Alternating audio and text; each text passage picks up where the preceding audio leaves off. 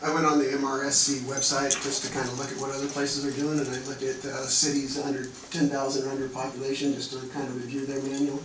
After reviewing it, I have some really, I think, are pretty minor changes for a couple things, just some, but I don't think it's anything that's going to be a huge problem, so I'm just going to offer amendments when we get to those parts. Like I said, they're all pretty minor. Okay. I've come down off my labor union guy. Even though personally, We've had good discussions. even though that's what I would like to see, that's not what other places are doing. So, I mean, the employees need to take care of that part of it if they want to have stronger. So, Are you queuing something up so anyway, for this discussion? Not for this discussion. Oh, okay. so that's all I have. They're pretty minor. You don't want to throw it out there now? Or? We got time. Okay. It's not o'clock yet. So under termination, right now it basically talks about we're at will state and you can terminate anybody for any time, any reason. The wording I found that I kind of liked, that doesn't get rid of that, but all it says, removal from employment should normally follow an oral or written warning previously given and made part of the employee's personnel file. Remember I talked about this a little bit. Somebody shouldn't be surprised if somebody come in today and say, hey, you're fired, you're not doing your job. So this still keeps the at-will thing, but it just says, hey, normally you should go through this process, which is already identified in the employee manual in section 9, I think, that talks about Still allowing for abnormal situations where, like, all of a sudden the budget disappears. Well, yeah, and there's things like if somebody's stealing, that's immediate termination. Yeah. So there's things identified in our now that say you could be terminated immediately for these certain offenses. But this is just a normal, somebody's not performing as they should, you've gone through the process. It says you should, Giving them warning. you should give them warning, they should have a chance to fix things, so, and it doesn't preclude somebody just coming in and saying, hey, and you're gone, but it just says normally this is what we'd like you to do. Okay, let me ask you this, just devil's advocate stuff. What if it's something that they need to be terminated for that's not on the list? What I heard, there's usually a list, most places, the ones I reviewed have a list of kind of immediate things you can immediately terminate for, but it says at the start. There's got to be a disclaimer. Yeah, this is not an all-inclusive. This is not an all-inclusive list, that this is, this is examples for your, to think about. The reason that I asked that is because we are a strong mayor city. We're not like Lacey where the council picks from themselves who's going to be mayor, and he's got a lot weaker positions than we do here. And I do not want to see the mayor's ability to be hindered. No, it doesn't, at least in my interpretation, so that's up to you guys if you think that's too much to say. So that was on the termination part, and originally I thought it should be much stronger for the employees, but that seems like what other cities are doing. They have some language in there that says we'll normally follow this process, even though we have the right to terminate you immediately for any reason. So that was that one. Comp time. I kind of had an issue with comp time, but it seems like I think I reread ours and I can understand a little better how that works. So I did find one thing I thought was a good idea to include in comp time, and basically it says for example, if we get a grant to do the wall over there, that people won't get, if our employees are working on that, if it's an outside grant, that they will just get paid for it versus comp time, because that project is a grant project, and so they should be paid. And this is not a huge deal. So if it's an outside funded project, employees should always get paid wages for it versus comp time. If it's something that this normal city business, like the winter storm, and all of a sudden we've got a bunch of people working extra time, that they could use comp time then. So I guess the idea. If it's a grant, it should be funded. City. It should be funded anyway. Well, a lot of times grants have strings, and that's one of the things that we can't do, is because that becomes matching for us. So a lot of times for our employees, it's optional and they choose. yeah. So Well, that's what it says. I'm not saying get rid of that. I'm just when I thought about it, it's like, okay, we get a grant, we shouldn't be expecting our people to take extra time off to do grant work, when the grant should theoretically be paying for their time. Well, why would they have to take their own time? Why wouldn't they be doing it all for city county anyway? No, not their own time. I mean, So, I always, the conversation that I have in my head when you guys are talking about comp time and overtime is, we recognize that we're gonna have overtime and we do our level best to project it. It's not that we're adverse to it, it's that we wanna project it so that we understand what the costs are. And so when something comes up that is unexpected, rather than pay overtime, we offer the comp time. And That's your exactly issue is the, you know, the banking of it. Well, we don't want it to become an unofficial category of leave, so we limit it and have them take it. But with what you're talking about, the grant, that should all be pre-planned. It should be. Yeah, it should all be, so, you know, again, I think that's all I'm You're saying, free- is if we have a pre-planned program Right. that's funded by outside. to include the it should- overtime, and should- it comes out of the grant. Right. It's not against the city's budget. See, what I think would be if we had a grant and all of a sudden people were saying, oh, I want comp time because I worked 12 hours a day. Oh. Now what people are taking off time away from the city to, But it's not the employee, I mean, the employee doesn't come to, it's not the employee's choice to come up and offer to do something, it's the city's choice to say, I don't, if there's overtime. Yeah. I understand. Something to think about. Okay. It's not a huge deal.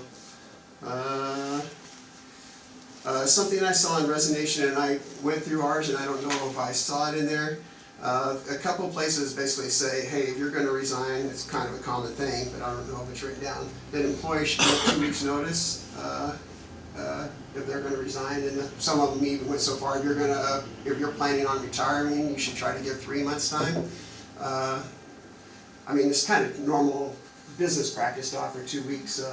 I think it's just to encourage people to. There's no, you can't require it. That's can't the- require it. The whole at-will thing, Yeah. it goes both ways. Well, I know, it's just like. So it's like, you could walk out tomorrow, we can't require you to stay. But it's again, it's not, it's kind of like on the other side of it, it's not required that you give them, you know, steps or progressive discipline, but we're gonna try to do that. So I think it's more just to. We would like. To spur the employees to think, hey, if you're gonna resign, we would appreciate it's not required, but we'd appreciate 2 weeks' notice in the policy, so we have time to plan. If they're retiring, I can see And them if doing they're- that. If they're resigning, I don't see If that happening. If they're, well, I don't know, a lot of people go to another job and they say 2 weeks, Yeah. you're not resigning, and so it's, to me, it's not a requirement, it's again, just suggesting this is a good practice, so the city has time to react, and if we need to make changes in our schedules or anything else, we have time to think about that. Do they get an incentive? It's like they give their 2 weeks? This one just says that if you resign, that you get, well, if you don't give 2 weeks' notice, you don't get in your employee, when you terminate, that you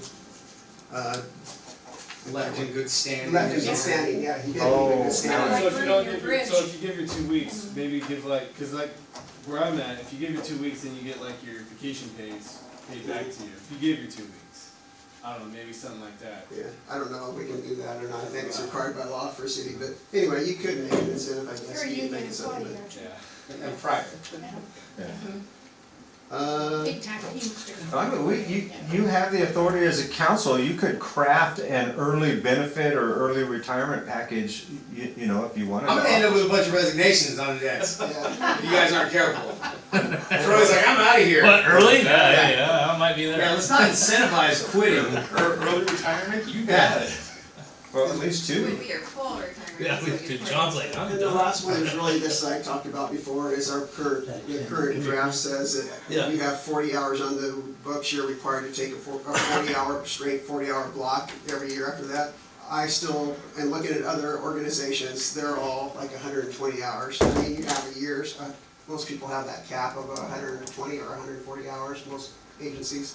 So you are not required to take time off until you get to that 120-hour cap versus if you've accrued 40 hours in your first year easily, most likely, you're gonna have to take a 40-hour block of vacation. My thing is, you should be able to build that 120 hours up fairly quickly if you want to cover, because you don't get a lot of sick leave. If something comes up with a family and you need to have some leave time, that 120 hours is kind of a cushion for that to happen. So I would just like us to raise that 40-hour thing to 120 hours, and then after that, you have to schedule your vacation. What kind of sick leave do we offer? What is the sick leave? 8 hours. 8 hours a month? It's a sliding scale depending on how long you've been Sick here. It leave. starts at 8 hours a month and goes up. Sick leave, she's asking. Sick leave? Yeah, sick leave. That stays the same. And a vacation, well, I'm sorry, sick leave is just a day a month, basically. Yeah, 1 day a month, Yeah. 8 hours a month. 8 hours a For month. your whole career. It doesn't go up. Really? And That's what I can express. I don't have the exact number at the top of my head, but you can accrue a tremendous amount There's of no sick cap leave. on it, I don't think. No It's like cap. Yeah, 720 there hours is. or Yeah, something. I'm asking Sick because leave? there is- Yeah, I believe there is a cap on I it. didn't see it, but maybe I missed it. I'm asking because if you work for a state agency, and that agency has adopted what they call Viva Trust, when you leave, like when I retired, I would have lost all my sick leave, and I had something like 800 hours accrued. But, because they don't pay you back for it now, it used to be 25 cents on the dollar if you have, but not anymore. But they rolled it over into a Viva Trust for me, and I had like $7,000 that I could use for out-of-pocket medical expenses. You know, it's paid out of Yeah, pocket it's for got 2 another one, too. surgeries I was just curious about that, if they can accrue enough for something like that, because I don't think it costs the agency anything, they just adopt this plan, I believe, so. That was in one of the other ones I reviewed, and basically, like, people are cashing out leave. Yeah. At the end of the year, they can choose to have that cash out go into like a retirement plan. Right. Yeah. Or something like That's that, what this so. Viva is, yeah. Yeah. Mayor, Yeah. So, one thing that I'm, because I've never worked union, okay, forcing somebody to take 40 hours of leave because they hit a cap, the way that, the last time I worked for a company that offered that is, I got to, I think it's, I got to 80 hours, and then they came to me and they said, you know, John, you're gonna lose vacation time if you don't take at least 1 day a month. So I was forced to take 1 day a month, not a 40-hour block, because that would have knocked me all the way back down to 40 hours and have to, another year to build it back up. And, because I'm not a vacation kind of a person. I don't think the last time I took any real time off was 9 years ago. Yeah, we just can't allow leave to No, accrue like that, because then there's just this unfunded. Well, that's what I'm talking about. They get to the cap, and then from that point on, they have to take a day off every month. Yeah. This way, it's at least burning the future part. They still have that in reserve, but every month they get this so much time And that's what we're off. proposing. Yeah, but he's saying. He wants to they- raise it from 40 to 120. No, he's saying that You have when to they take a hit the 40-hour cap. block is in there too. Oh. Yeah. That's part When of they it. hit that 140 hours, 120 hours, whatever the cap is, he's suggesting that they have to take 40 hours. That's what this is suggesting, not me. Okay, or one of them. My, and this is just personal, and maybe you guys don't see it this way, because then I'm gonna look strange anyway. Like I said, I don't like taking vacation. I've been so many places, seen so many things, I don't need to take vacation anymore. So I was literally forced to take at least 1 day off every month, so I didn't lose any of my time. If you could put that kind of an option in instead of saying you have to take the 40 hours, I would be more comfortable with that, but Here's as long as nobody loses Well, their you vacation. just say you can't accrue over 120, or you Well, can't accrue over 80. here's the And thing. we don't care how you take it, just plan it out throughout the year. Well, here's the thing, and that's the way I've always worked, but there is a certain thought that people need, and if you're really looking at employee health, they should have an extended leave time. Well, Well, that's that's- encouraging people to be gone for. Then that for a whole employee week, would yes. plan it that way. But, yeah, well, that's the whole issue. Do you want your employees to be gone for 40 hours a week for their health Yeah. and productivity, or do you just wanna let the employees say, oh, I don't really like to do that, so I don't care, you know? And I guess that's just a philosophical argument. Do you think that's valuable for your employees to be gone for a 40-hour block of time Yeah. for their own health, whether they really like to do that or not? And so either way, to me, Like when you have kids, I feel you wanna, like during the school year, you Right. hit events, you go to this They take a thing, you couple go to days that, here and there, yeah. So, you know, it's, But I think with the 120 hours accrual, you can still take a 40-hour block of time and still have the Yeah. time for do the. you wanna go on do the vacation, days, you got, especially as you get years in. So that's could be changed if people want to, that's not Troy? mine. Any Well, thoughts? I'm always at 120 hours right now anyway, so I gotta use so many hours a year to keep it at 120. See, and that's what I was doing. Yeah, so no matter what, I gotta take time off.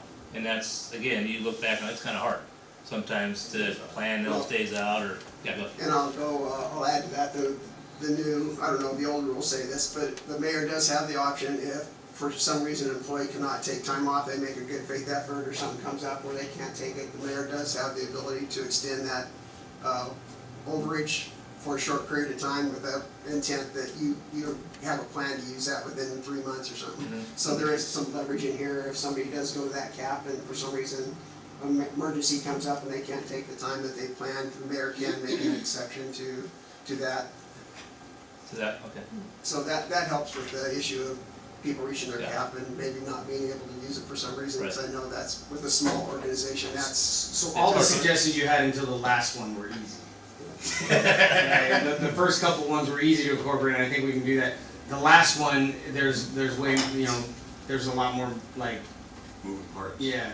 As far as the Well, 120 hours. I don't know, yeah, I don't know exactly how to, All I'm saying is Big just cap, change the but then- 40 to 120 and. And that's it. Yeah, okay. that's all I wanna do. Okay, and then we can discuss the pros and cons of that when you make that amendment to the motion. Does that sound good? Okay.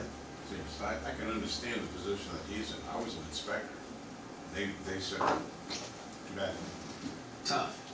Well, and the other You part of gotta it is, take a we need to be better at making sure people schedule their time. And, when I was working as a firefighter, it always happened, it got to be November and there's all these people that are gonna lose time. That has been an And issue. so we ended up. We've gotten better at that. And the language that's in some other ones is by March, you have to have that extra time, you have this many hours to use, you have to schedule it by March. So you don't get to the end of the year and say, oh, I have all this time I need to use now, which is a little bit of a burden, because like you said, sometimes people just wanna take off days here and there. Mhm. But on the other hand, it helps with the scheduling, so you make sure you don't have to get 10 people off at the same. That's Say usually at 3 the end of months the a year, year. we're all kind of scrambling, Yeah. there's, So, you gotta take so many hours again, off. that's another thing that we could consider, but it's more involved than what I originally envisioned. Chief, would you like to come up and tell us about Lexipol? Sure.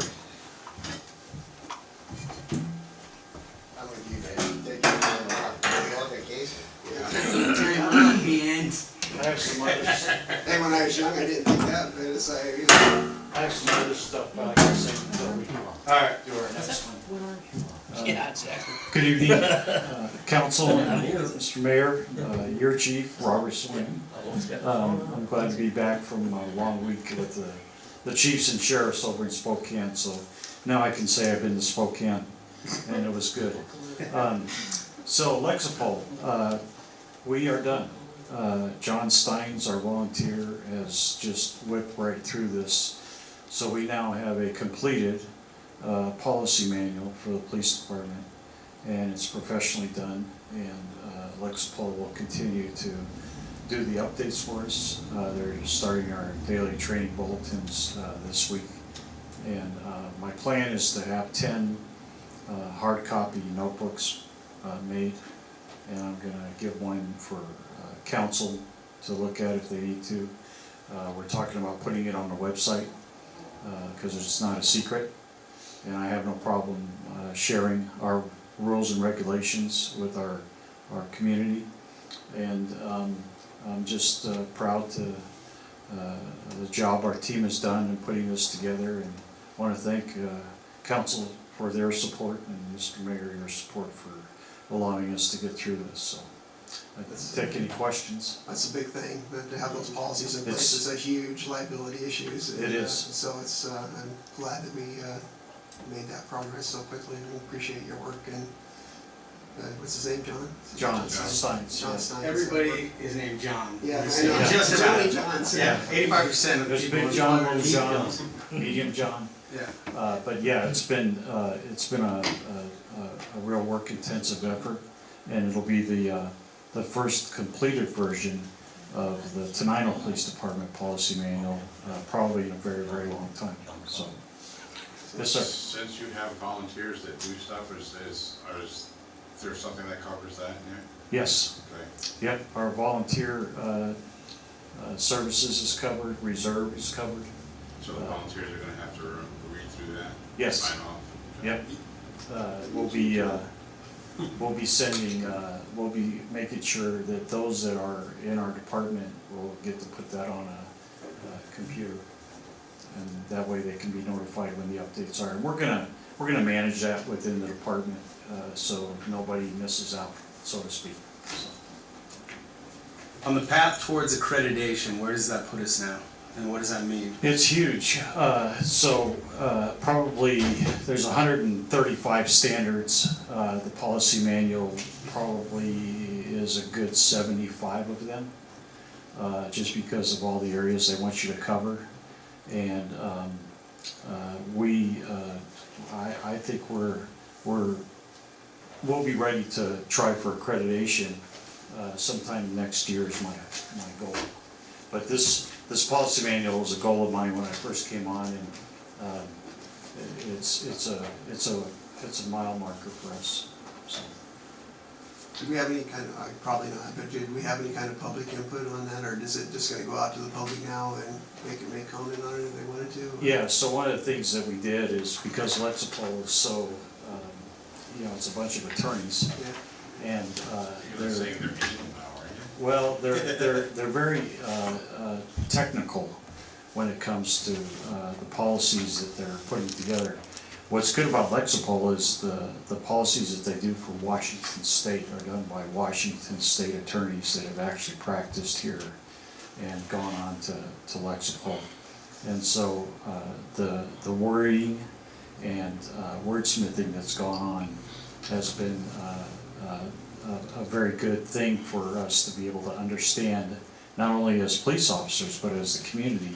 Okay, this is why we're using force on this, and this is how we use force, which is a big deal with the community. Especially last summer, that came up.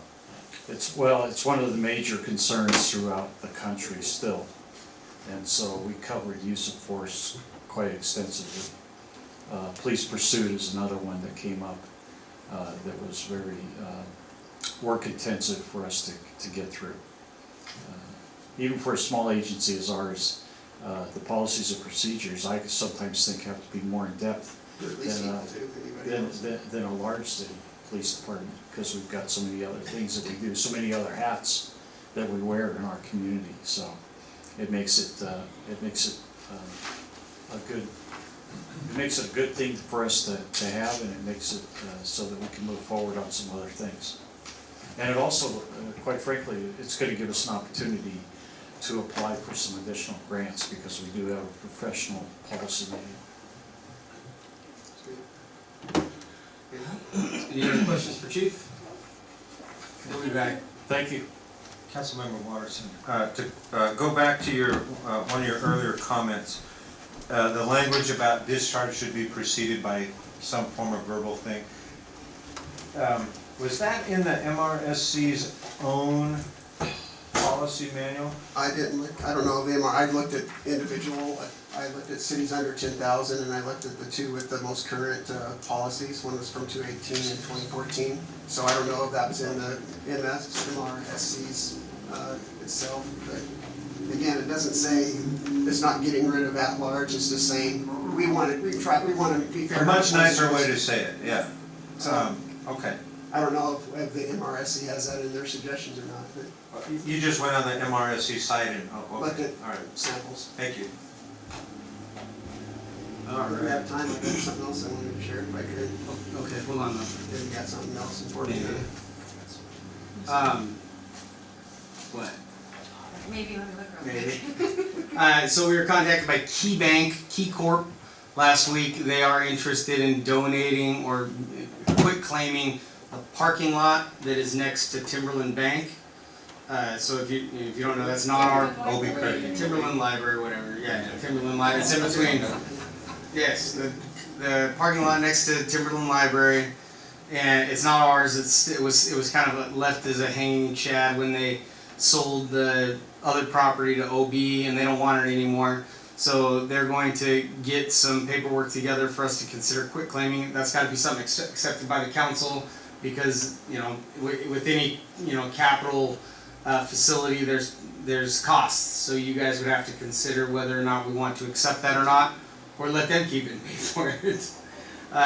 But we'll have to figure that out. And then the caboose. So we won the caboose. I think I told most of you that. Troy went up and looked at it today. It's not in great condition. It's a 100-year-old caboose. So it's not great. It's not horrible, but it's not great. There's siding coming off. There's trim coming off. The true condition of it, we're not going to know until we dig into it. But the location, the nature, and the condition does make it difficult to transport. We have contacted Snell Cranes, and they are scheduled on Friday to pick it up, package it, and ship it down here. Once they get it down here, they'll place it on the tracks. It's going to be about 10 grand. So that's a little more expensive. We were thinking 6, but yeah, that's why nobody's bought it, and that's why only governments do these kind of things, because private citizens can't pay for 100-year-old cabooses.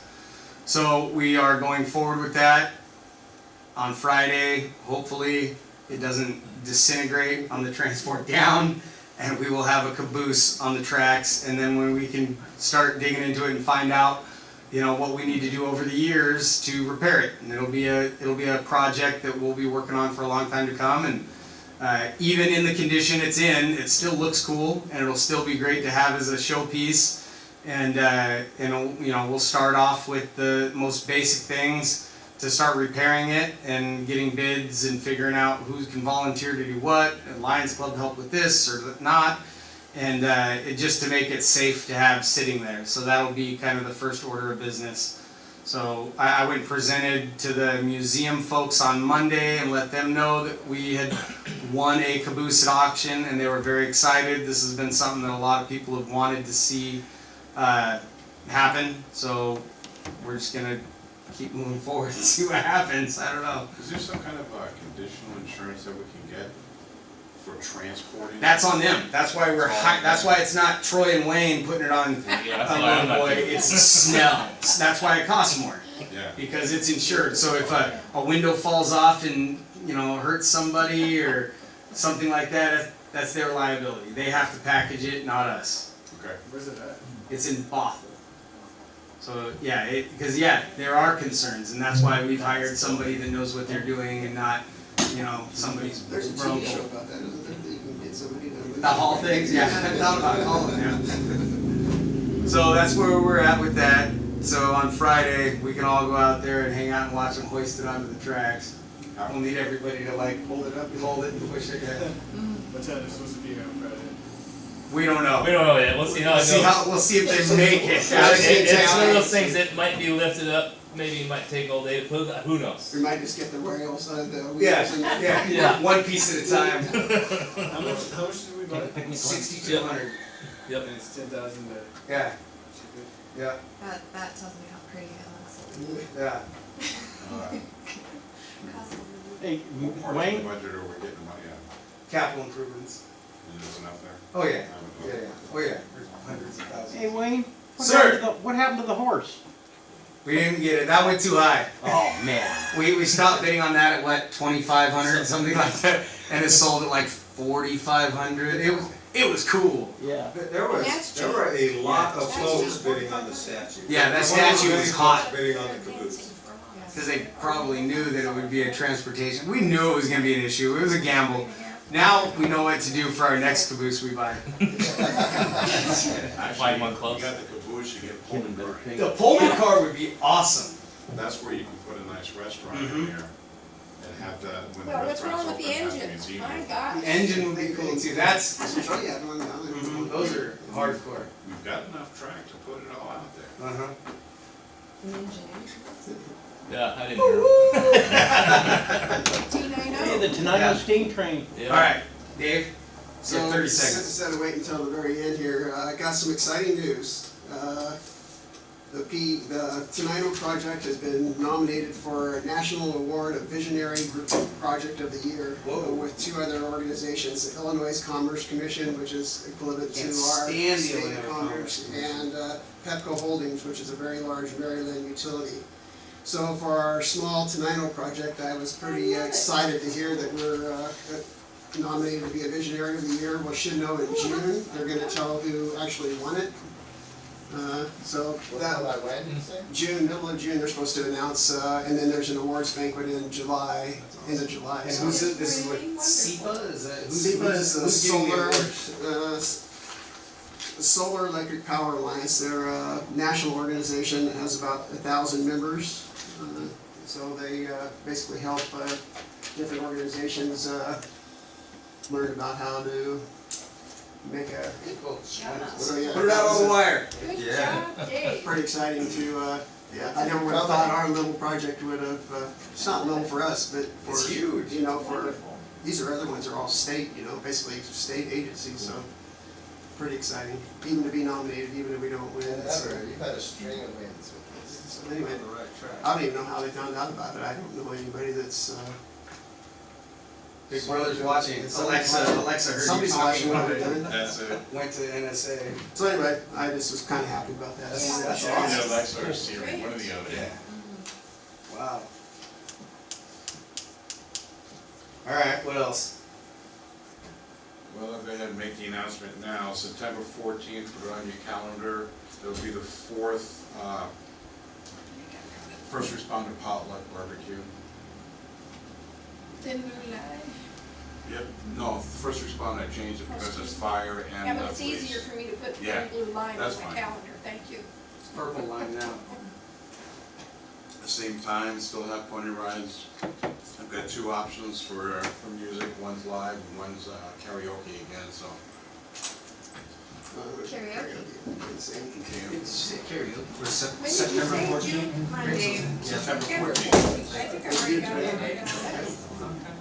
Like I said, it's the fourth one that we'll be doing this year.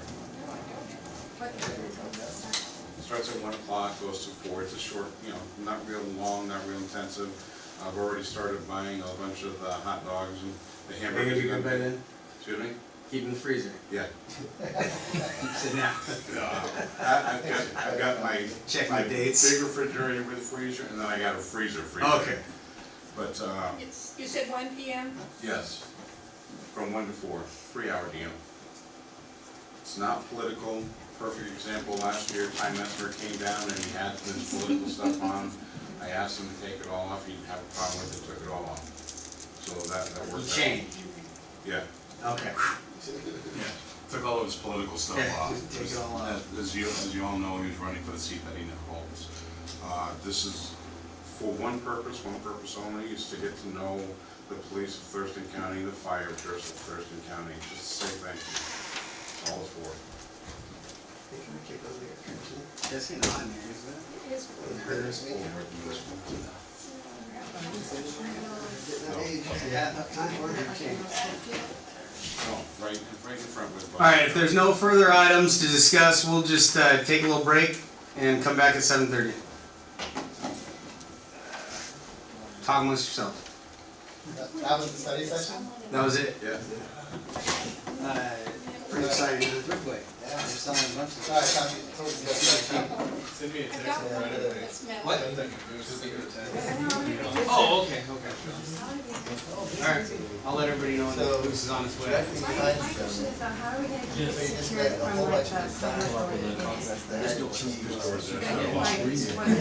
Somebody call it? We'll find out. But it's locked doors, just like all the other buildings. There was, you know, Because on the hill, somebody just pushed it. Like what if I look out the window and see Yeah, we should cover. Somebody did send me. I have a presentation of it, it's on a PDF and it doesn't Somebody really sent work me on a that miniature picture. world. If you have a PowerPoint, it's much better. Oh, yeah. They sent it down to Seattle to get all like refurbished and ready for the HEMA. Somebody hello. If you have a presentation you need me to set up, Two guys literally. Did you see last week when somebody was up in a man lift in front of the Seattle Library and it breaks the David lifted the truck and drove up, dude in the bucket? Yes. Could you imagine? Not like you can do anything. No. Are we gonna put like security camera around that caboose in the meantime, so like? No, you have to stand. Knock on wood, but we don't have a lot of issues in the park.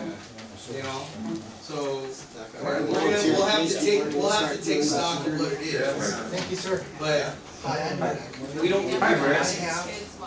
Especially if you. Yeah. You have a PowerPoint as opposed to a PDF. You know, I did not actually. Okay, I've got the PDF. John, Yes. take vacation. No. Good for your house.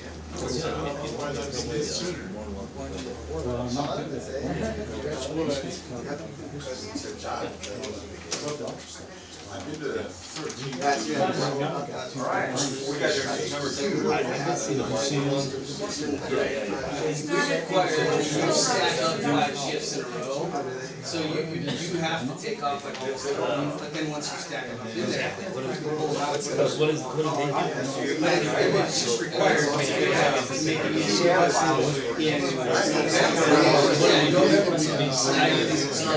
How do you guys?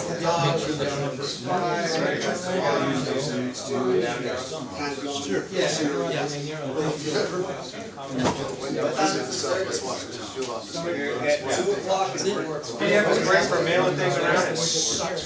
2 o'clock, you always bring them. 26, wouldn't quite fit. Oh, here comes the Top hat. All right, so big meeting on Thursday, 11:30. Tomorrow Wednesday? It is Tuesday.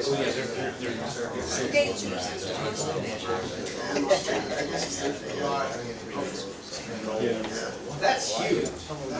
Yeah. Good, how are you, sir?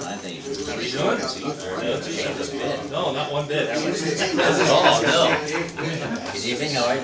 Commissioner. Hutch is fine. Nice to see you again, too. You come every single time, don't you? Good grief. It's great to have community people like you that are involved. You gotta keep an eye on this guy. Which one? Wayne?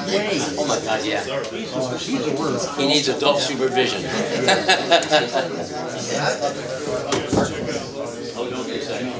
Did you see the announcement about Transalta and the solar farm? No, not solar farm, but wind farm. They bought like, I don't know, it was 75% of that.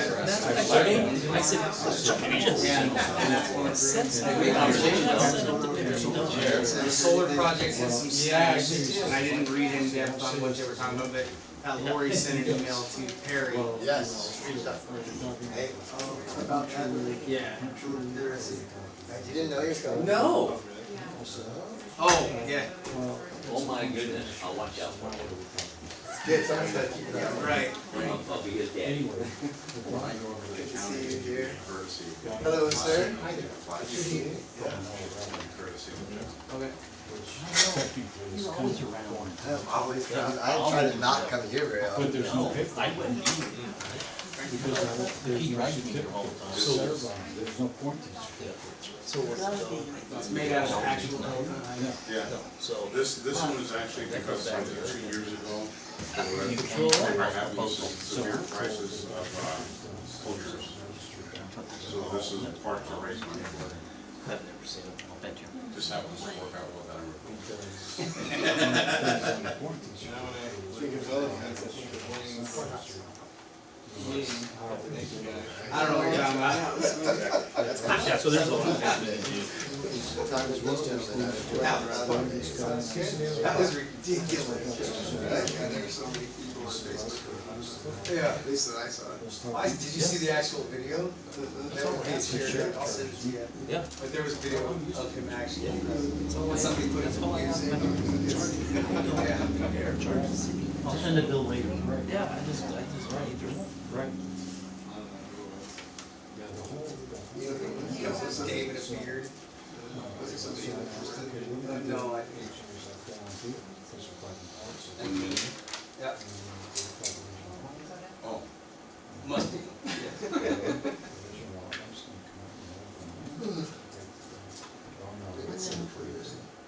that's right.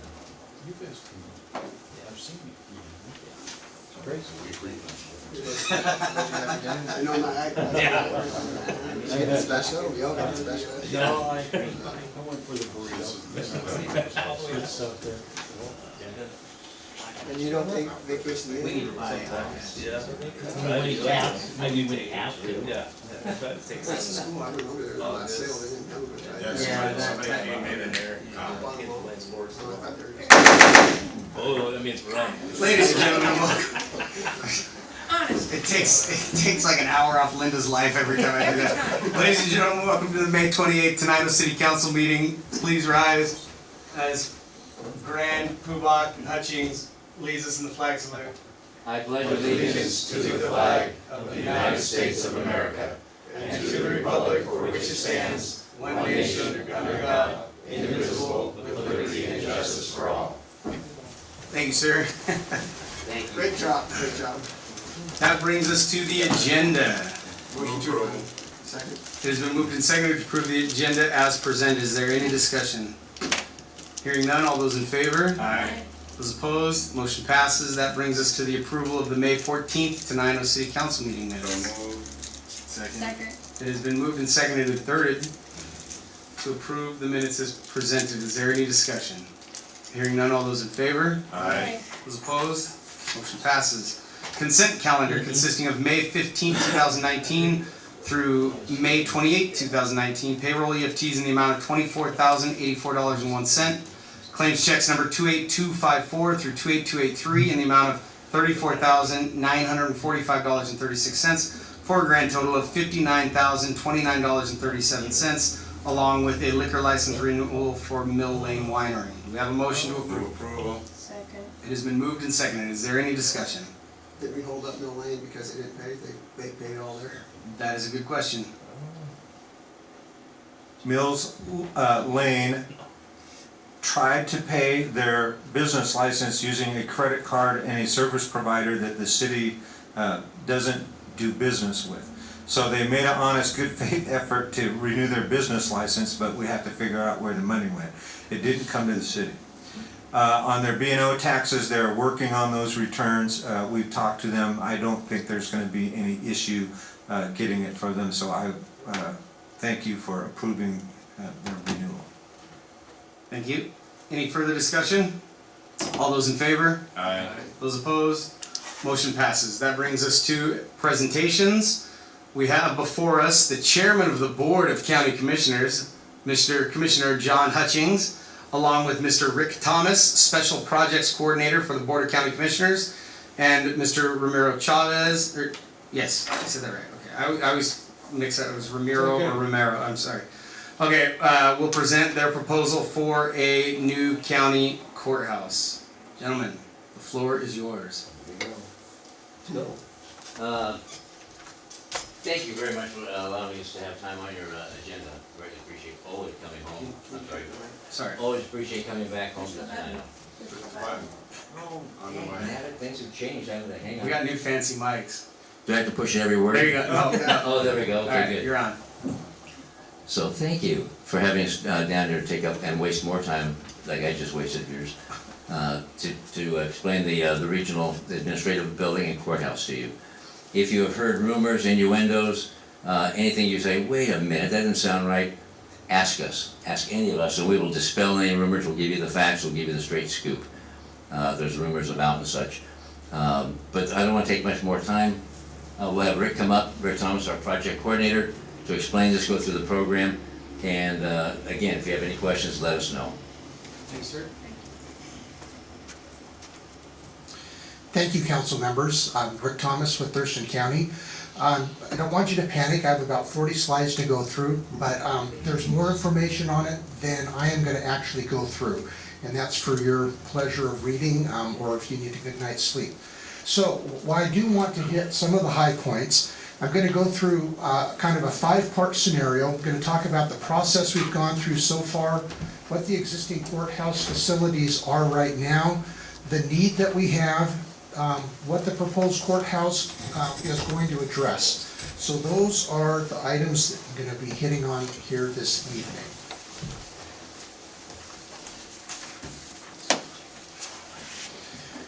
To begin with, we have started and completed quite a bit of work. Starting in 2013, we hired Thomas Architect Studios to do a space needs assessment for us. That was then followed on with the feasibility study. They also did a security study for us. We had Ming do a report for us on a conditions assessment of all of the existing buildings within the courthouse complex there. That was followed on by the most recent of studies by Thomas Architecture Studios. They completed a comprehensive comparative feasibility study. And just quickly on that, that really talked about which site within Thurston County we were going to choose to actually propose this new building for. We started off with really looking throughout all of the greater Olympia. This is a project that has to take place within the city limits of Olympia. I know that's been a question that's been asked as we've been out and about, but by state statute, it has to be within the city limits of Olympia. I tried to get it down here. Question. Yes. It looks like Lacey is going to become the largest jurisdiction in the next couple of months. What does that do to that location? Or is it right now, this is it, and it doesn't matter what happens in the Is it future? because Olympia is the county seat? That is correct. It has nothing to do with population? That's right. It's the designated county seat for Thurston County. Tenino was close to the county seat in like 1902 or something like that. There was a big fight. We're still not over it. Well, if we only built it then, we wouldn't be here today. Tenino is the center of the known universe, so. Very quickly, we looked at 12 sites in Ernest and Olympia. We narrowed it down to 3 and did a very detailed analysis with Ron Thomas's group leading that. And then the commissioners in January of this year selected what we're calling the Plum Street site, which is right off of I-5 as you head into Olympia. And then this last month, they made a decision to put this out for the voters to choose in April of 2020. So what we have here today is just, again, a brief presentation about the process we've gone through and then kind of what we're looking for going forward. The upcoming milestones, again, the public vote will be in 2020. We would anticipate the design for this building or buildings to start in late 2020. The tax assessment, it'd be for 25 years, we'll talk about that in a minute, would begin in January 21. And then construction would begin late 21, and our hope would be the project would be complete and we'd be moving in and operating in early 2024. So that's subject to change, but I think that gives us a fairly good idea in regards to the path that we're going down. So I'm just going to quickly go over the existing courthouse site. There's 6 buildings on the site, and I'm not going to go through all of them, but I will kind of focus on buildings 2 and 3. Those are the 2 courthouse buildings that we have, one for District Court and one for Superior Court. Those are the ones that are probably in most dire need of expansion of space. And then we have buildings 4, 5, and 6 that the county's purchased over the years in order to just provide additional space, and kind of go into the detail of why a little bit later when you start looking at some of the population graphs that we have. So here's probably one of the big issues that we have right now is there are 6 buildings that are on 3 blocks, and when folks come to our facilities, they have a very hard time finding out where it is that they're actually going. We're also planning to partner with the City of Olympia. As you probably know, on the Plum Street site, they presently have their Justice Center.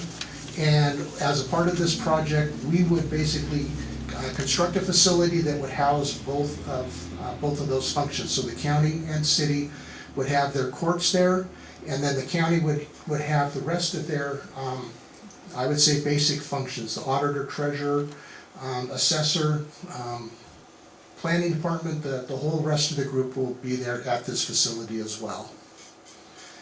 One of the other major issues that we have at the existing facility is just purely the lack of parking. For those who have tried to get up there and do any business, particularly if it's on a Monday, but other days of the week, very difficult to find parking. There's about 650 existing stalls right now. We really need closer to about 950. And for those who have been on Jury, you can kind of see the red line going from the green parking lot there.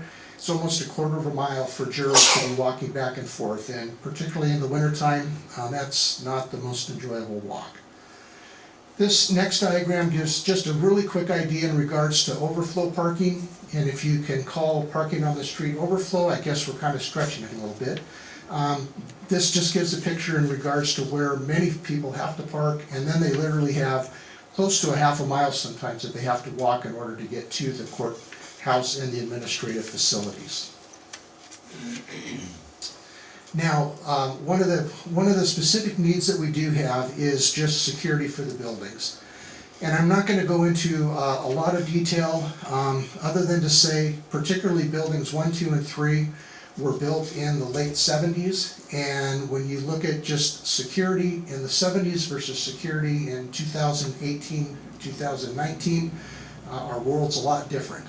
And we just do not have, within the footprint of the buildings, really even the opportunity to renovate, particularly buildings 1, 2, and 3, in order to meet what would be considered just normal security standards these days. This is just one example. If you were to look at our Superior Court system, this is just floor 2, and if you can kind of see the colors there, the green shows where the judges' offices are and where they basically have to walk in order to get to their courtrooms. It shows where the jury and the jury rooms are at and their basic flow to get from courtrooms back to the jury. And then probably the highlight of this in red is persons that are in custody literally are using the exact same hallways. And there are, unfortunately, many times when we have persons in custody literally walking down the hall at the same time with the jurors and crossing paths with the judges. And I'll just leave it at that. It's not a good situation.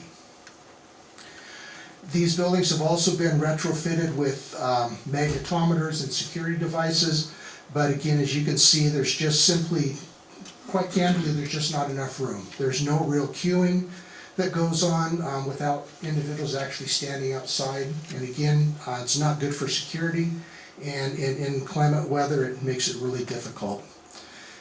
A couple of points I just want to make in regards to the actual existing site itself up on the hilltop. It's very difficult to get there on foot. There's different ways of scoring transit, and one of the main ones is through kind of an algorithm. And this one has a low score of only 40, not surprising, it's a little bit at the end of the transit bus lines there.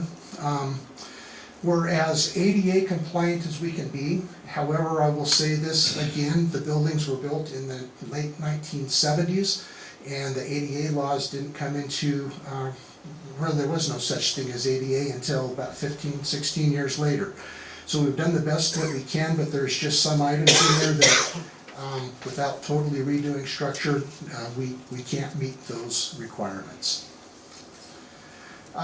Wanted to just quickly go over the kind of the maintenance and capital expenditures outlook that we've had over the many years. I know this is a little small print, but in blue are the maintenance costs that we've put into buildings 1 through 6 since 2010. And then stacked on top of that, now you see it blends a little bit, is actually green, and that's the capital costs that we put into the buildings. You'll see a bit of a spike in 2012 and 13. That was the year where we actually put a lot of money into the roofs of the buildings and into some of the rooftop HVAC units that we have up there. Again, just to try to keep the buildings functioning as best as we could.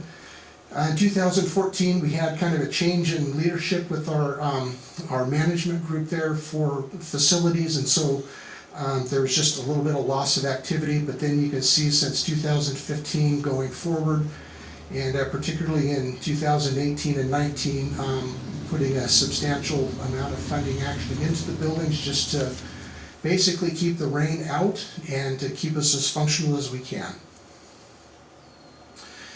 I just want to note that we really do have about $50 million of deficiencies in the buildings right now that were laid out in the Ming study that I mentioned back in 2015 or 16. These are not really enhancements, these are just simply additions and repairs that need to be made to the building just to bring it back to a standard that might get us through the next 5 to 10 years. And I also might mention here that, again, back in 2000, or back in 78, the building was constructed, significantly different codes when it comes to earthquake. And again, we would have to do a lot of work in the building above that $50 million to even bring it up to the current earthquake standards. I'm not going to go through every one of them on this page other than just to say we have a lot of deficiencies from roofs to HVAC to brick on the exterior. Our electrical systems are completely outdated, and in fact to the point that we can't even find major parts sometimes for our switchgear and other types of things.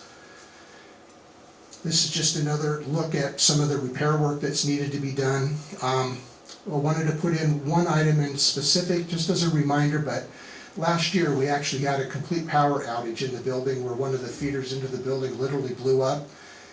Put the building out of commission for an entire day.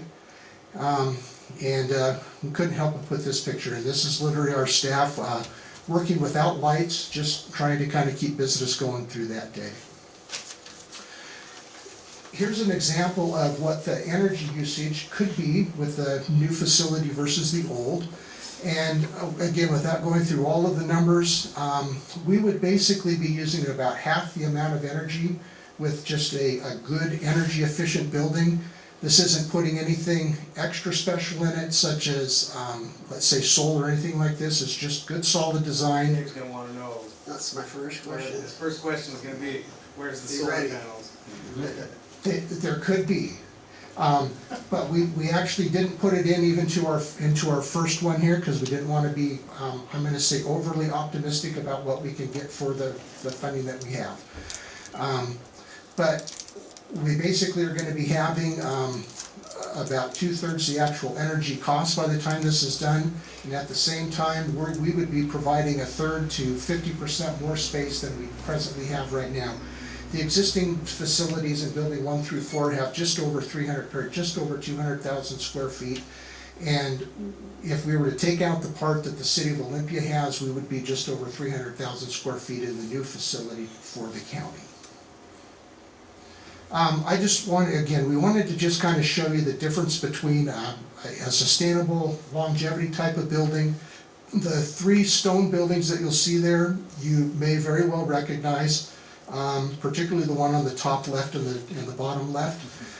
Those are buildings that the courthouse actually presided in. Those 2 buildings on the left are still standing and are very functional. We're hoping that the building that we get to build will, again, be a sustainable type of building that will have a real civic presence to it. And quite candidly, will last 75 to 100 years and will be an icon from the perspective of just longevity. Yes? The ones that have lasted the longest all have one thing in common. Tenino I sandstone. still have Tenino sandstone. I was going to ask, if we do this project, are you going to reopen it for us? We'll talk to people. Okay. Actually, my wife's grandfather worked in that quarry. Oh, cool. So, yeah. And then there's just kind of the contrast to the building that we're in right now. We've been in it now for 40 years, but it's literally a wood frame building that has a brick veneer on it. It has rooftop ventilation units in it. If you remember, computers didn't roll into town until the early 80s. I remember my first one landed on my desk in about 84. This building wasn't meant for infrastructure or anything like that as well. This is a real quick graph to just give you an idea in regards to the population. When the building was built in '78, we're just a little under 150,000 total population in Thurston County. It's anticipated that by 2024, we literally will have doubled up to about 300,000. And then if we look out about another 30 years, we will have really put on probably about 150,000 more. And so, again, this is just a picture to kind of show that as the population grows, there are more services that we need to be able to provide for our citizens. We have a lot of space challenges. Quite candidly, I'm not going to go through these just because of limited time here. I've kind of talked about them before. One item I do want to really kind of emphasize, in the courts themselves, you'll see the yellow on this particular diagram. This is the public space that is between, this is really just the corridor. As you come into the courtroom spaces there that are in blue, there's literally no place for there to have any attorney-client type meetings at all. And if you're there on just even a relatively busy day, that entire hallway is just lined with individuals that are just trying to find a corner to sit down in, and a lot of times they're just kind of leaning against the wall trying to have a conversation. Again, that really doesn't meet the intent of judicial justice. The new courthouse will be about 130,000 square feet. We constructed in one phase, and I will say 330,000 square feet. We'd be able to construct it in one phase, and that was one of the real advantages to going to Plum Street. We looked at 5 or 6 options in regards to remodeling and building up on the hilltop where we are presently.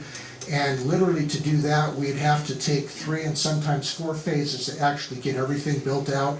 And just purely due to escalation costs over time, instead of it taking 3 years to do, it really takes 6. It did not pencil out from a dollar perspective.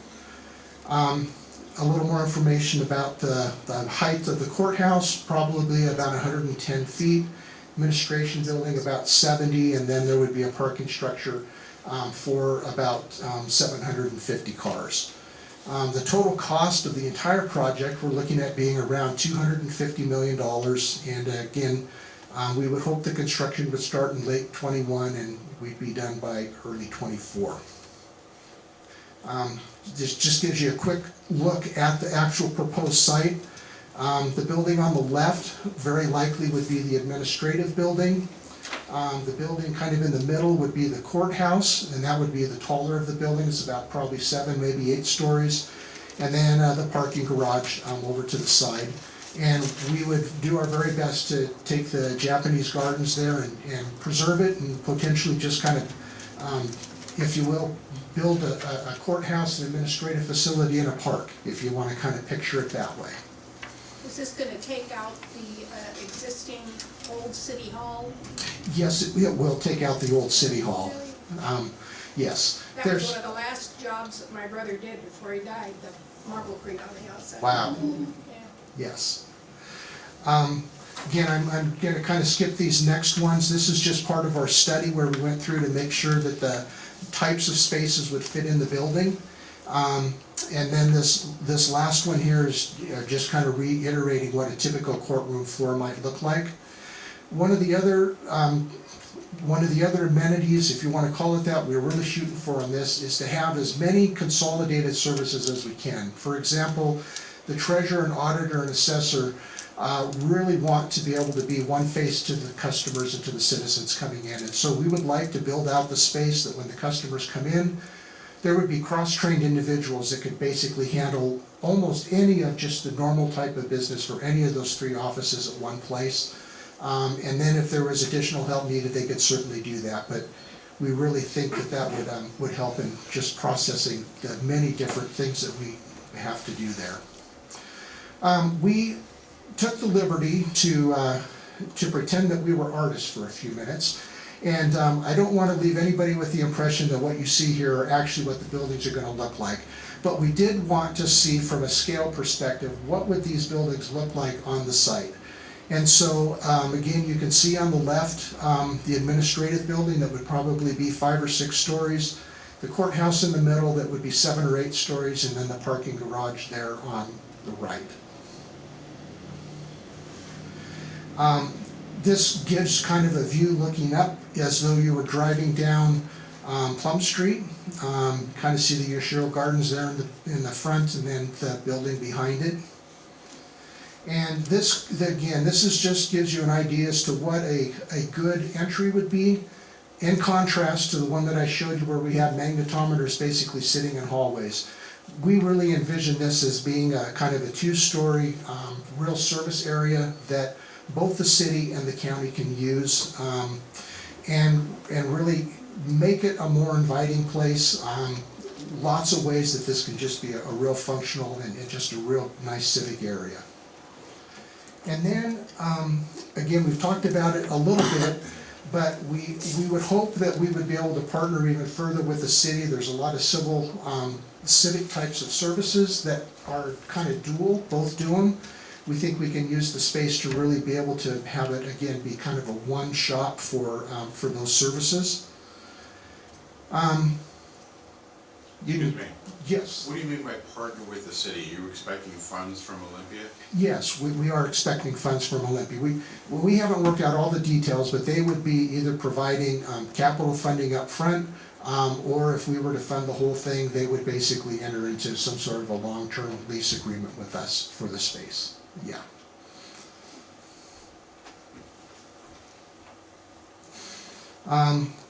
We've gone through many of these again, so if you have a chance to kind of look through it again at your leisure, you can certainly do that. Want to take a minute on this one, because obviously the question is, how do we pay for this? Romero's going to talk about more of it than I will. The one thing I do want to just kind of emphasize on this particular slide is that third bullet, is if this is actually going to be approved, it is about a $30 a year, $130 a year increase in property tax on a median assessed value home. And so, again, that just gives you a little bit of an idea in regards to what the costs would be. And then the last bullet, and I really want to give the commissioners a lot of credit for this. They went to the legislation and were able to get legislation passed so that on this levy lid lift, we're able to actually amortize it over 25 years rather than 9 years. And again, if it would have been 9 years, the bill would have been astronomical. Yeah. Again, this is just a little pie chart to show that and the total amount of taxes, how much the courthouse would actually be. And there was certainly questions and answers, but Romero, did you want to talk about the levy lid lift? Thank you very much. Romero Chavez, County Manager. Thank you for the opportunity.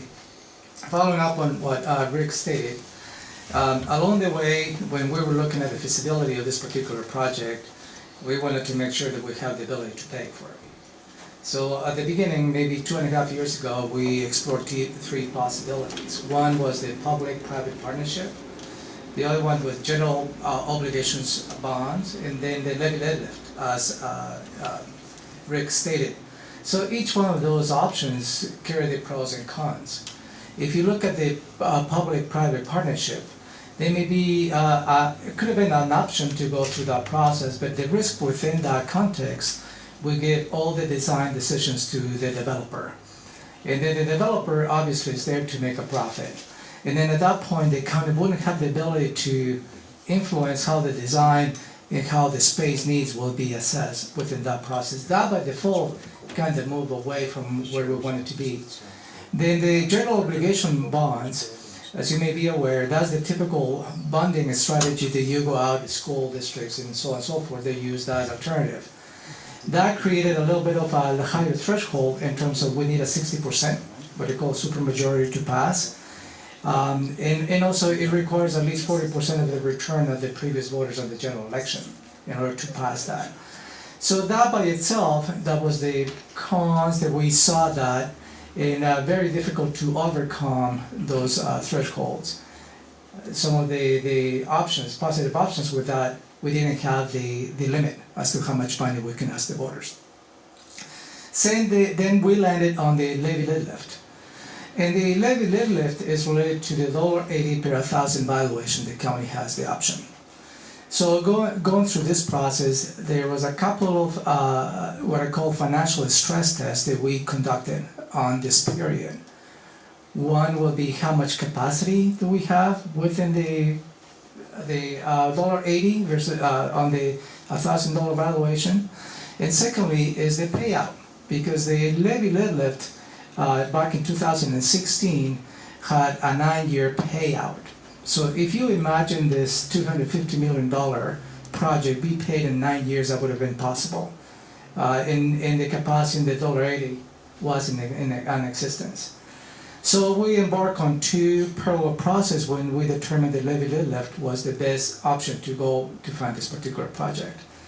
One, we engaged the legislature to see if they can change the 9-year payout to 30 years. We compromise on the 25-year payout. And that piece of legislation only allows the Thurston County to utilize that tool. And they pass only for Thurston County. So that by itself, the legislature acknowledged the need of a new courthouse for Thurston County. That passed in 2017. The next step that we needed to do is going back to do this financial stress test. And what it does is we needed to be, obviously, we don't need to reach and load the whole capacity of $1.80. Right now in 2019, we are at $1.22 per 1,000. So we have just about 58 cents capacity within that. So as you know, since that is determining on the valuation of the property, we need to make sure that we absorb any fluctuation of the value at the market, so we don't absorb all that capacity. So we assume in this stress test at least 2 recessions. They will reduce the value of these properties by 3% for 3 consecutive years. So that was a very conservative approach as to how we assess the financial distress test. Then the second step in the process will be how much revenue can we ask to pay this $250 million bond. On a 25-year payout, we need to generate just about $320 million because it's like a mortgage.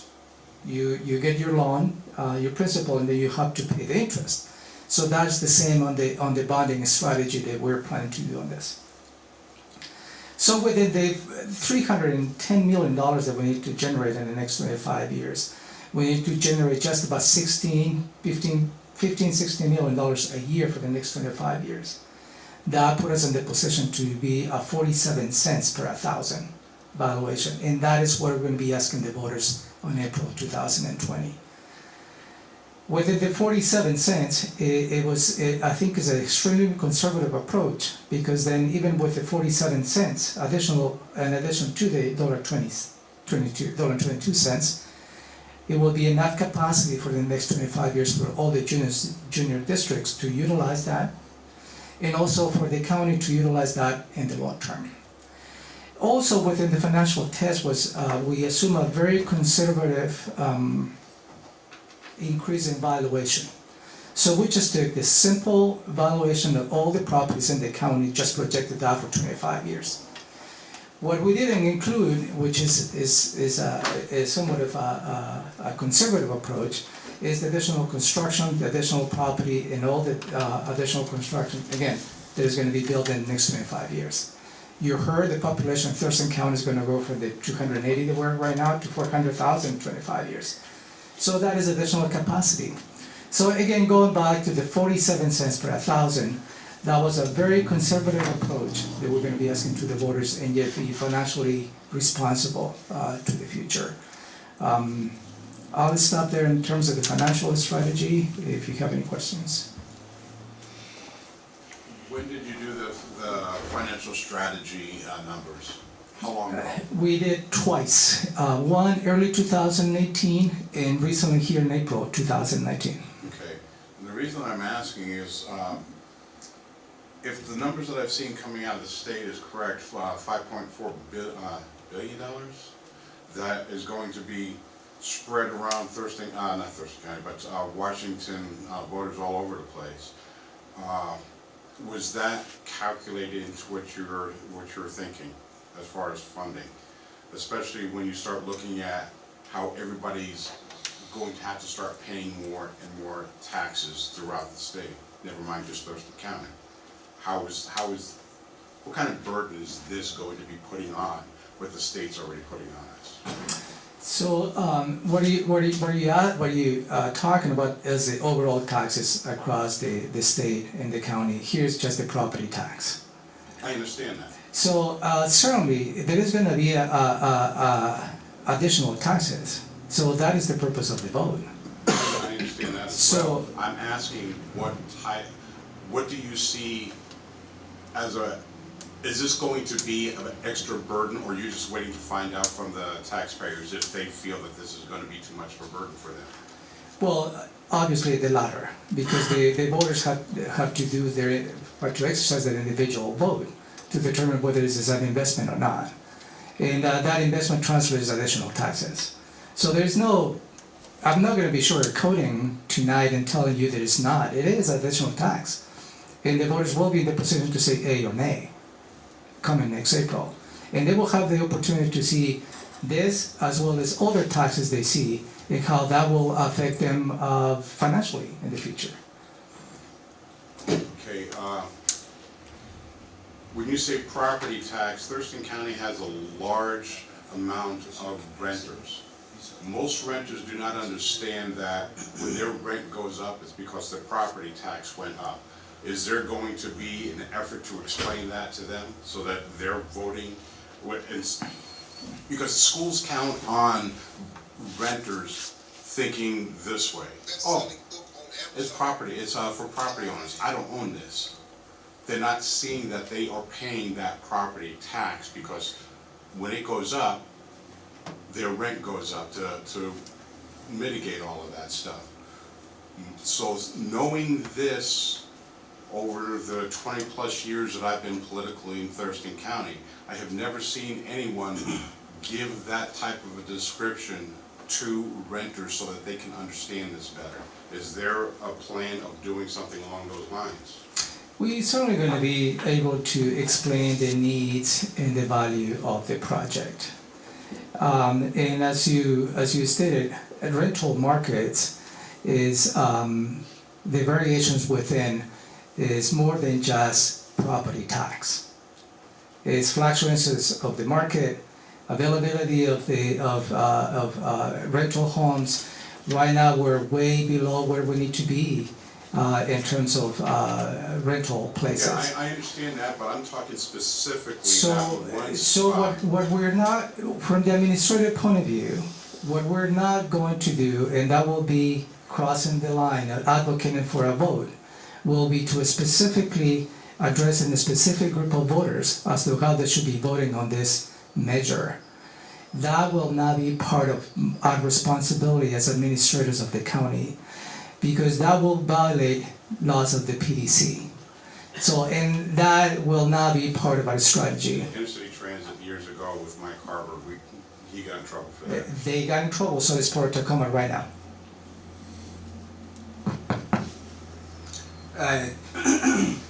First question, is the convention center thing off the table now? Because that's a lot of things to lift at once. It is off the table for now. Okay. And that is not, at this point, it's not on the radar. I think this is a more important project for the county. Yeah, obviously, okay. With the county levying higher, does that affect the amount that the junior taxing districts can collect? So if you take more, the junior taxing districts like Tenino, the fire districts, the schools, the PUDs can collect less? Is that the case? You will not be able to collect less because whatever you have passed will keep maintaining. And what we have I mean, but it will there's only, you can only carve that, no, right? Is that how it works? No, looking in terms of right now, $1.22 per 1,000. You add the 46 cents, right? And that is still capacity for all the junior districts to add additional funding strategies that you see fit. So it's two things on this. We will not affect anything what is on the books. And also we will allow for any junior districts to access this funding strategy in the future. So it is important, and that's a great question because it is important to point out the county is not trying to take all the capacity of the older area at this point, because that will be financially responsible, not just for the county, for all the junior districts as well. And that was key in one of the parameters to how we went through this financial stress test, to making sure that we have capacity and others have capacity within that context. Okay, thank you. Solar panels. Well, but I think something for the citizens to realize too is I think our interest rates are not as low as they had been over the last few years, but we're still pretty historically low in interest rates, and I think that's a huge thing for people to think about. If we wait 10 years and try to stretch the building out 10 years, who knows where we're going to be. So I think it's an advantage to look at that, those interest rates where they are now. And the other one is even if you cannot plan on doing a lot of extra energy efficiency things, I think something you can do fairly cheaply is plan in the future. So like on a house, you can put conduit in for wiring at some point in the future. So I'd encourage them to think as designing, just think about what can be put in place for a minimal amount of money that makes those facilities available, easily to upgrade energy efficiency or solar or whatever technology comes forward. Absolutely, and in fact, the objective at this point is to have this building be LEED certified. We just have to determine what level of that is. And if there's anything that we have learned from the existing courthouse, cutting corners on the design, cutting corners in the construction doesn't pay out. And that is something that we need to carry on this project, making sure that whatever we do is sustainable enough for the next 50, perhaps 100 years. Tenino sandstone. What's going to happen with the property that the courthouse facilities sit at now? Good question. We conducted a formal appraisal of the property, and disappointingly enough, came back to $7.5 million appraisal. But that was 7.5. For all this building? Yeah, and let me finish. So, but that's predicated on the highest and best use. And the highest and best use of the property right now is government offices. So if we vacate and try to sell for government offices, the market is going to be this much. So in coordination with the City of Olympia, and we are going through the process to change the land uses of this property to have somewhat of a mixed use, commercial and residential. Just think about this. You know, a 10-story building that has residential on top, commercial on the bottom, with a beautiful view of the sound. At that point is where we can maximize our investment. And it has a jail. And you can always use a jail in a residential facility. Hopefully that will be demolished. So you're suggesting that you're going to sell this to a commercial developer? We will sell it to the best possible buyer. And in fact, we're in the process of changing the land use, again, in coordination with the City of Olympia, to allow for that flexibility. When you have that flexibility, what kind of revenue do you expect for that property? Well, that is the $1 million+ question. Well, we've been guessing on numbers throughout the whole night, so. Well, certainly it's going to be more than 7.5 million. Okay, where's that money going to go? Obviously to the project. I never say anything obvious about government. Yeah.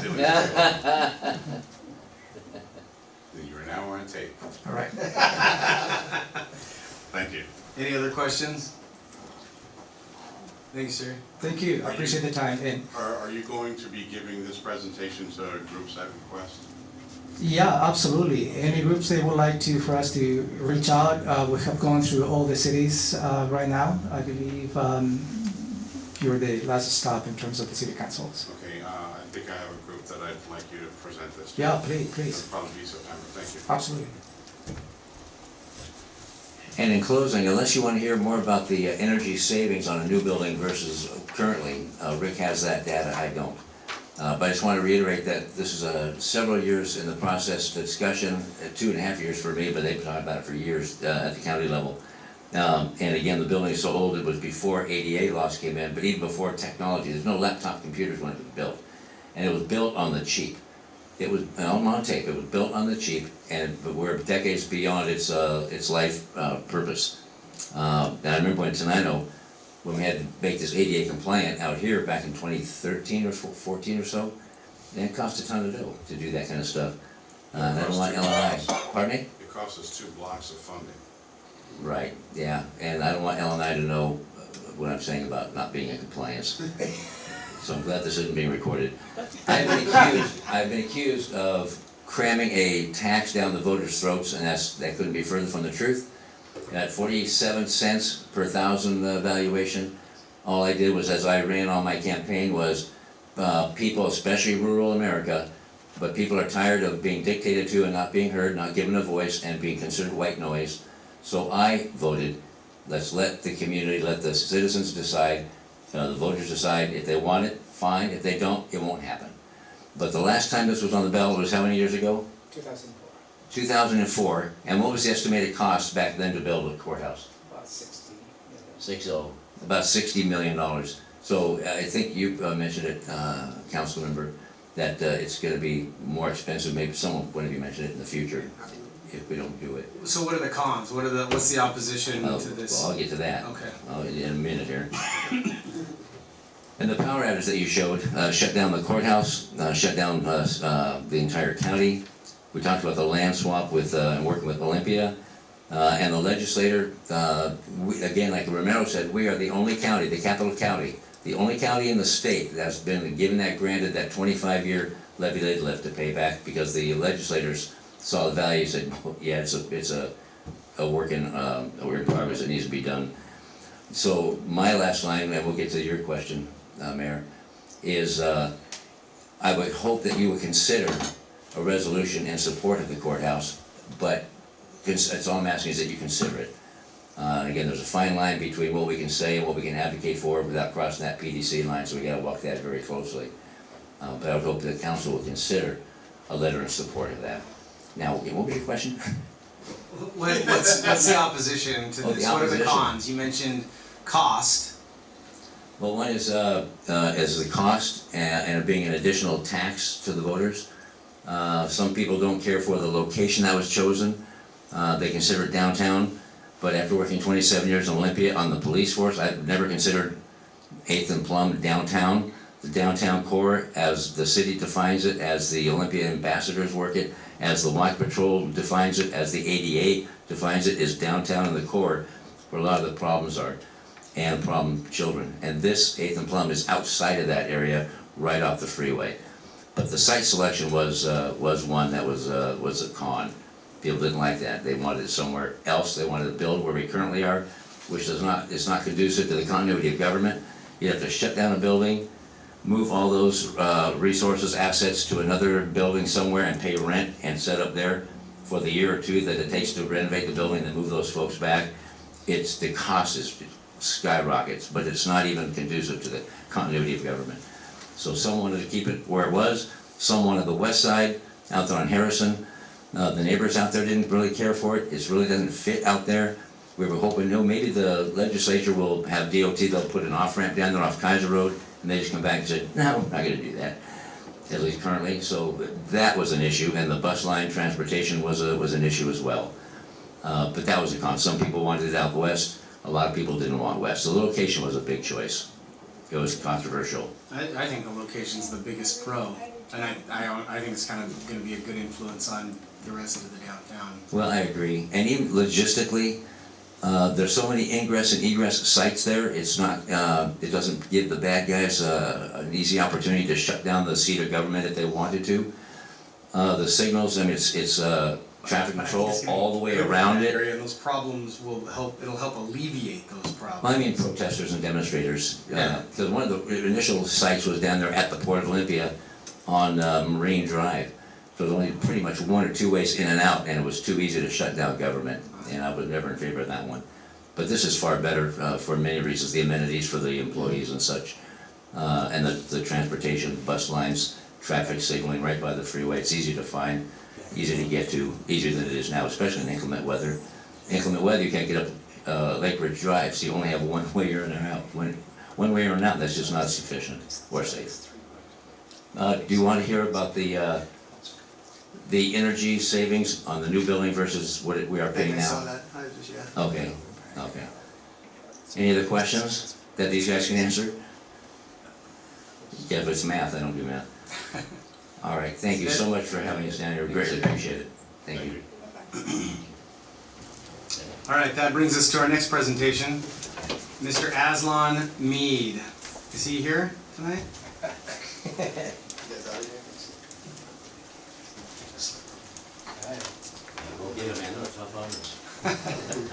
Thank you. You better not be talking about another tax increase on us, Lynn. Come here for you, levy, Thank you for having us here tonight. So I'm here to talk about the Northwest Agricultural Business Center. So obviously you have seen me many times, specifically talking about our own ag park project that will be located here in Tenino. Just a little bit of history really quickly. I came onto the EDC about 3.5 years ago. I don't know if anyone knows, but I actually came on with some money from the port, helped fund my position specifically to go out and assess agriculture in the region and the agricultural economy.